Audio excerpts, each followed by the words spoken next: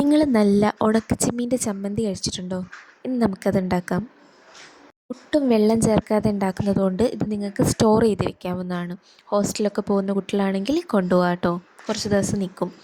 നല്ല തേങ്ങ നന്നായിട്ട് വറുത്തെടുത്തിട്ടുണ്ട്. പിന്നെ നമുക്ക് വേണ്ടത് ഉണക്കച്ചെമ്മീനാണ്. അത് നന്നായിട്ട് വറുത്ത് പറഞ്ഞാൽ നല്ല കയ്യിൽ വെച്ചാൽ പൊടിയുന്ന രൂപത്തിൽ വറുക്കണം. പിന്നെ വേണ്ടത് ഉണക്കമുളക്.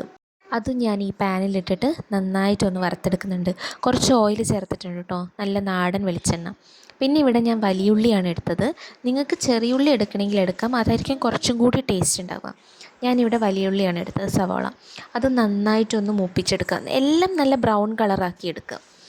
ഇതെല്ലാം കൂടി നമുക്കൊരു മിക്സിയുടെ ജാറിലിട്ട് ആവശ്യത്തിന് ഉപ്പും ചേർത്തിട്ട് പൊടിച്ചെടുക്കാം. ചെമ്മീനിൽ ആവശ്യത്തിന് ഉപ്പുള്ളതിനാൽ കുറച്ച് ചേർത്താൽ മതി. ഇത് നമ്മൾ ഒട്ടും വെള്ളം ചേർക്കാതെയാണ് ക്രഷ് ചെയ്യുന്നത്. അപ്പം നമ്മുടെ ഈസി റെസിപ്പി റെഡി. നല്ല ഉണക്ക ചെമ്മീൻ ചമ്മന്തി. ചോറിനൊപ്പം ഇത് മാത്രം മതി, വേറെ കറീൻ്റെ ആവശ്യമൊന്നുമില്ല. നിങ്ങളൊന്ന് റെഡിയാക്കി നോക്കൂ.